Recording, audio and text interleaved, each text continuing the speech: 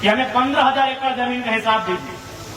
हमारे बाप दादाओं ने आपको 15,000 एकड़ जमीन दिया है, आपने मात्र 3,000 एकड़ में काम किया है, बाकी में हम लैला मजनू के लिए पार्क बनाने जमीन नहीं दिए हैं। हम वो बात कहने आए हैं जो बात कहने से अर्जुन मुंडा, सुदेश महतो, बाबूलाल मरांडी और हेमंत सोरेन की हालत खराब हो जाती है। हम गांधी को मानते हैं, गांधी के आदर्शों को मानते हैं, लेकिन गांधी को हर चीज को नहीं। मेरी उम्र 29 साल है, कोई कहेगा कि एक गाल में मारेंगे तो हार देंगे, भैया नहीं होगा।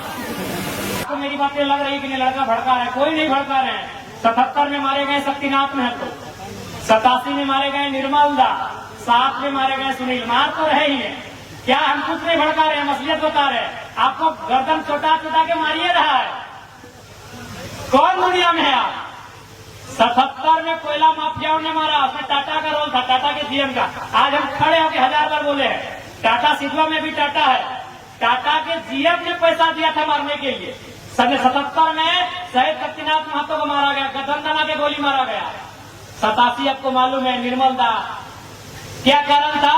झारखंड का तो मटर था ही, सुवर्ण रेखा नदी बहुउद्देशीय परियोजना, कंपनी का रोल वहां भी था।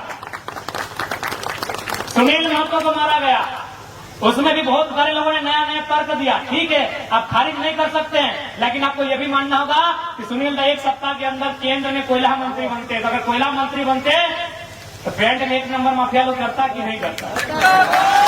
हल्के में मत लीजिए, गुरु जी जेल में थे, जेएमएम के सबसे बड़े लीडर होते सुनील महतो, शायद सीएम का फेस भी होते, मुख्यमंत्री का फेस होते सुनील महतो। गुरु जी जेल में थे, मुख्यमंत्री का फेस होते सुनील महतो। आसान नहीं है इस मौत को समझना। 77 में मारे गए, 87 में भी मारे गए और 2007 में भी मारे गए, 27 में भी मारे जाएंगे। आपका मौत रुका नहीं है। आपको जो कह रहा है ना कि लड़का भड़का रहा है, वो अपना रोटी सेक रहा है, हम असलियत बता रहे हैं। 2027 में मारे जाओगे और 47 में मारे जाओगे। लिख लो 27 में मारे जाओगे, 47 में मारे जाओगे। लेकिन आप अगर मारे जाते हो, आंसू मत बहाना, काउंटर करना। अगर काउंटर करने का हिम्मत है तो तैयार रहना। आप अगर मारे जाओगे तो काउंटर करना। आप अगर मारे जाओगे तो बेईमानों के साथ, शैतानों के साथ, कोयला माफिया, भू माफिया, बालू माफिया, पानी माफिया, उन लोगों का काउंटर करना। अगर आप मारे जाते हो तो, और नहीं तो ऐसे समय मारे जाओगे, ऐसे मारे जाओगे, ऐसे काटे जाओगे, बेरहमी से मारे जाओगे। चाहे मालूम है कि उनकी नजर तुम्हारी जमीन पे, उनकी नजर तुम्हारे कोयले पे है, उनकी नजर तुम्हारी बालू पे है, उनकी नजर तुम्हारे संसाधन में है, तुम हमेशा मारे जाओगे। हम कोई भड़काने नहीं आए हैं, हम वो बात कहने आए हैं जो बात कहने से चंपा सोरेन की भी हालत खराब हो जाती है। हम वो बात कहने आए हैं जो बात कहने से अर्जुन मुंडा, सुदेश महतो, बाबूलाल मरांडी और हेमंत सोरेन की हालत खराब हो जाती है। कौन मांग रहा है टाटा से हिसाब? हम टाटा से हिसाब मांगने आए हैं कि हमें 15,000 एकड़ जमीन का हिसाब दीजिए। हमारे बाप दादाओं ने आपको 15,000 एकड़ जमीन दिया है, आपने मात्र 3,000 एकड़ में काम किया है, बाकी में हम लैला मजनू के लिए पार्क बनाने जमीन नहीं दिए हैं। हमने रियल एस्टेट को बेचने के लिए जमीन नहीं दिया है। हमने बांग्लादेश से आए लोगों को और गैर झारखंडियों को बसाने के लिए जमीन नहीं दिया है। हमने कारखाना खोलने के लिए दिया है। पूरे 15,000 एकड़ में काम कीजिए और उस काम का दाम झारखंडी को दीजिए। कौन सवाल करेगा? करेंगे चंपा जी, कीजिए सदन में सवाल। देखते हैं, गए विद्युत जी संसद भवन गए, कीजिए सवाल। जोबा मांझी संसद गई है, जोबा जी करे सवाल, सुदेश जी करे सवाल, हेमंत जी करे सवाल। हम आपके सवाल को लेकर आए हैं, वो सवाल जो 70 सालों से दफन हो गई थी, उस सवाल को लेकर आए हैं। कोई गलत नहीं हमारा सवाल, कोई गलत नहीं हमारा सवाल। हमने रियल एस्टेट बेचने के लिए जमीन नहीं दिया। बीएसएल बोकारो 33,000 एकड़ जमीन, चारों तरफ खटाल तो भरने के लिए हमने जमीन दिया है क्या? सिंदरी, एफसीआई, पूरा मैदान खाली है, कम से कम 3-4 किलोमीटर तक लंबा मैदान खाली है। जहां हम लोग अधिवेशन किए तब देखेंगे मैदान को, किसका है? झारखंड के लोगों का है। 52 गांव, लगभग 52 गांव उजड़े हैं सिंदरी में, उनका जमीन है। तो कहे नहीं सवाल होगा, आपकी हैसियत जितना थी उतना जमीन रखिए, नहीं तो वापस कीजिए।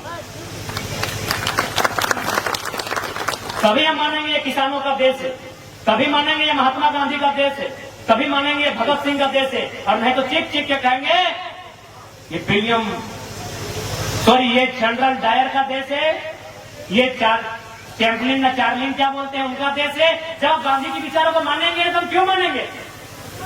केवल अब कंपनी की बात करते हैं। आप हाथ से जंगल उजाड़ दिए, हजारों आदिवासी को वहां से विस्थापित कर दिए। आज भी जनरल डायर जिंदा है, आज भी जनरल डायर इन हवाओं में, इन वादियों में सत्ता में जिंदा है। जनरल डायर सत्ता में जिंदा है। आप उधम सिंह कब बन रहे हैं, ये तैयारी आपकी है। अच्छा, अभी एक मेडलिस्ट हमारी बहाल हो गई, क्या लगता है इसमें राजनीति नहीं है? मैं ये इस विषय में हम बात नहीं कर रहे हैं। या तो सोनाथ जीतती या तो रजत जीतती, और किनको तकलीफ थी? जो सत्ता में बैठे हैं। क्यों? कुछ दिन पहले वो सत्ता से पिट के गई है, उसका जोरदार नाम होता देश में। एक एंगल आप इसको तराशिए, वहां पर 1% ही तराशिए, लेकिन इस एंगल को तराशना होगा आपको कि जो 4 को उठा के एक दिन में पटकती है और फाइनल के दिन ड्रॉप आउट हो जाती है। मजाक नहीं है मेरे साथ में। इसलिए ये जो आवाज आई है, ये आवाज गलत नहीं है। थोड़ा तरीका हमारा बोलने का हो सकता है एग्रेसिव। अब 29 साल के हैं तो क्या भाई भगत सिंह की उम्र में गांधी जैसा बात थोड़ी कर पाएंगे। हम गांधी को मानते हैं, गांधी के आदर्शों को मानते हैं, लेकिन गांधी को हर चीज को नहीं। मेरी उम्र 29 साल है। कोई कहेगा कि एक गाने मारेंगे तो हार देंगे, भैया नहीं होगा। हम गांधी के विचारों को मानते हैं, लेकिन 100% जिस उम्र में है शायद संभव नहीं है। तो हो सकता है मेरी बात करने का लहजा थोड़ा एग्रेसिव होगा, स्वाभाविक है। जिस उम्र में होगा ही, हम भी दादाजी की उम्र में आ जाएंगे तो हम भी प्यार से बात करेंगे, हम भी नॉर्मल बात करेंगे। लेकिन अभी मेरा उम्र है और आग्रह करेंगे इस उम्र के इस तूफान को, इस आंधी को रोकिए मत, साथ दीजिए, फिर देखिए होता क्या है। क्या होता हो तो दिखा है ना।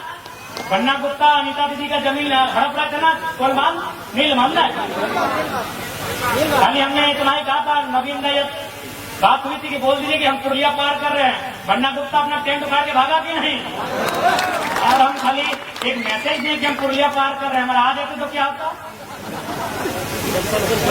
क्या लगता है? अरे आपकी ताकत बन के आए, एक बार भरोसा जताइए, आपकी ताकत बनने में हम लोग कहीं कमी नहीं होती। क्या होगा? गोली खाएंगे। हम तो क्या है, हम तो स्वीकार कर रहे हैं। हमारे कॉर्पोरेट के दलाल हमें गोली मारे, तमाम कंपनियों के दलाल हमें गोली मारे, तमाम ब्यूरोक्रेट में जो भ्रष्टाचार अधिकारी बैठे हैं वो हमारी मौत की साजिश रचते हैं। हमने कब मना किया? लेकिन एक शर्त है, हमारी मौत हो जाए तो मातम मत मनाइएगा, चिता बाद में जलाइएगा, पहले उनके हौसले को जलाइएगा। लिस्ट कर लीजिएगा, लिस्ट कर लीजिएगा।